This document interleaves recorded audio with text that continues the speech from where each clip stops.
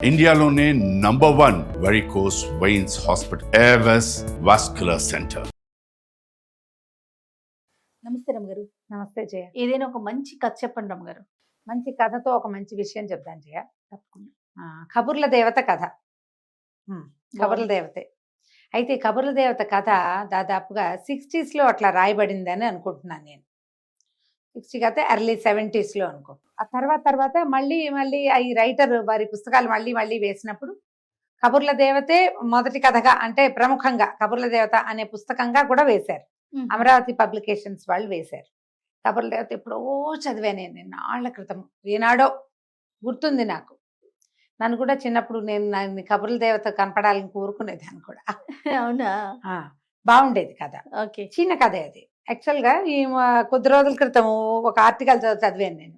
ఈ కబుర్ల దేవత పుస్తకం రాసిన కవి గారికి, రచయితకి కేంద్ర సాహిత్య అకాడమీ బాలల సాహిత్యానికి అవార్డు వచ్చింది. అబ్బా, ఆ పుస్తకానికి. ఎంత గొప్ప విషయం కదండి. గంగిశెట్టి శివకుమార్ గారని, వారి కథలు మనం చాలా చెప్పుకున్నాం, చిట్టి కథలు. ఆ చిన్న కథని నేను కొంచెం పెద్ద కథ చేసేదాన్ని, కొన్ని కథలతో మనం కలిపి కూడా చెప్పుకున్నాం. ఎప్పుడు వారి పేరు చెప్పే సందర్భం రాలా. వీరికి సాహిత్య అకాడమీ అవార్డు రావటం వల్ల ఈ పుస్తకం పేరు ప్రముఖంగా చెప్పి ఈ కథ చెప్దాం అనుకున్నాను నేను. ఈ కబుర్ల దేవత కథల పుస్తకం మనకి అమరావతి పబ్లికేషన్స్ వాళ్ళు వేశారు. బుక్ ఫైర్లో దొరుకుతుంది, ఆన్లైన్లో దొరుకుతుంది. చిన్న కథలు హాయిగా, బ్రీఫ్గా, తేలికపాటి భాషలో చక్కగా ఉంటాయి. చిన్న కథలు చాలా హాయిగా ఉంటాయి. అవకాశం ఉన్నవాళ్ళు, పుస్తకాలు చదివే అలవాటు ఉండి పిల్లలకి తెలుగు పుస్తకాలు గిఫ్ట్ చేయాలనుకుంటే కనుక మీరు ఆన్లైన్ ఈ బుక్ కొనుక్కోవచ్చు. అమరావతి పబ్లికేషన్స్ వేశారు. అయితే నేను వారితో కూడా మాట్లాడాను. ఆ ఫోన్ నెంబర్ దొరకంగానే ఒక ఉత్సాహం వస్తుంది అనమాట. రచయితలతో మాట్లాడే అవకాశం బాగుంటుంది కదా. అయితే ఈ కథ భలే బాగుంటుంది జయ. ఈ బుక్కి అవార్డు రావటం ఒక ప్రముఖమైన సంగతి. కథ అయితే మరీ ముచ్చటగా ఉంటుంది. ఓకే. పూర్వం అట్ట ఒక ఊళ్ళో ఒక ఆయన ఉండేవాడు. దీనికి చాలా కబుర్ల పోగు. రామయ్య అనుకుందాం ఆయన పేరు. ఎంత కబుర్లో. కబుర్లు అంటే జనరల్గా ఏం చెప్తాం మనం? ఆసెమా ఓసెమా, చిన్నప్పటివి మొన్నటివి ఎప్పటికో చెప్తాం. మాట్లాడుతూ నేను నీతో మాట్లాడాను, నువ్వేదో నీ ఆసెమా ఓసెమా చెప్పావనుకో, అయిందా? రేపు నేను ఇంకోళ్ళతో మాట్లాడాలంటే ఏం కబుర్లు వెళ్తాయి? పాత ఆసెమా ఓసెమాలతో పాటు లేటెస్ట్ ఆసెమా ఓసెమాలు కూడా వస్తాయి కదా. వాళ్ళు చెప్పినవి, వాళ్ళ సంగతులు ఇంకోళ్ళకి, అవతల వాళ్ళు ఏదో చెప్తారు, వీళ్ళిద్దరి సంగతులు మూడో వాళ్ళకి, మూడో వాడు ఏదో చెప్తే 1, 2, 3 4గో వాడికి వెళ్తుంది. ఇలా అందరితోటి కబుర్లు చెప్పుకుంటూ ఉండేవాడు. వాళ్ళ ఆవిడ ఈ ఇంతే కబుర్ల పోగు, వీడు పని చేయడు పాట చేయడని ఆవిడ ఏదో పని పాట చేసుకుని అన్నం పెట్టేది భర్తకి. ఏదో వాకిట్టు ఉంటాడు అంతే ఆయన. కానీ క్రమంగా అది ఎట్లా పరిణమించింది, ఈ ఒకళ్ళ మాటలు ఇంకొకళ్ళ దగ్గర, వాళ్ళ మాటలు ఇంకోళ్ళ దగ్గర అట్లా వెళ్ళేసరికి తగాదాలు రావడం మొదలుపెట్టాయి. ఎప్పుడు కొట్లాట్లే, ఎప్పుడు గొడవలే. ఈ భార్య మనకి విసుగు పుట్టింది. వాళ్ళు ఎవడు పడతాడు, ఏదో కాస్త పని చేసి 10 రూపాయలు పావలను తెస్తాను, అన్నం పెడతా, అంతేగాని కొట్లాటలు తీర్చడం నా వల్ల ఎక్కడ అవుతుంది? అందుకని ఆవిడ పొద్దున్నే పని చేసుకుని తన పనిలోకి వెళ్ళేటప్పుడు మొగుండు గదిలో పెట్టి తాళం వేసి వెళ్ళేది. బాగుంది. తాళం వేసి వెళ్ళిపోయేది. ఇది తోచేది కాదు, ఎవరో ఒకళ్ళతో మాట్లాడాలిగా. ఆయన ఏం చేసేవాడు, ఆ ఎదురుకున్న గదిలో కూర్చుని గోడతోటి కబుర్లు చెప్పేవాడు. ఎవరినైనా చూసావా నువ్వు? అసలు పిల్లలు ఒక్కళ్ళే ఆడుకుంటారు. అవును, గమనించావా ఎప్పుడైనా? వాడే అవతల ఆట కూడా తనే ఆడుకుంటూ ఉంటారు. తర్వాత ఒక క్యారెక్టర్, 3-4 క్యారెక్టర్లు వాళ్లే ఆడుకుంటారు. సింగిల్ కిడ్స్ ఉన్న వాళ్ళకి మాకు బాగా ఎక్స్పీరియన్స్. వాళ్లే 3 క్యారెక్టర్లు 5 క్యారెక్టర్లు వాళ్ళే, స్టూడెంట్ వాళ్ళే. నిజం రమ్మ గారు ఆడుకుంటారు అట్లా. ఇప్పుడు ఈయనకి కబుర్లు వినేందుకు ఎవరు లేరు. తన కబుర్లు గోడకి చెప్పేవాడు. ఓకే. ఆ గోడకి చెప్పగా ఒకనాడు గోడ దడేల్మని పేలింది. గోడలోంచి దేవత బయటకు వచ్చింది. ఈ పుస్తకానికి ఉన్న కవర్ పేజీ మహా ఇంట్రెస్టింగ్ గా ఉంటుంది.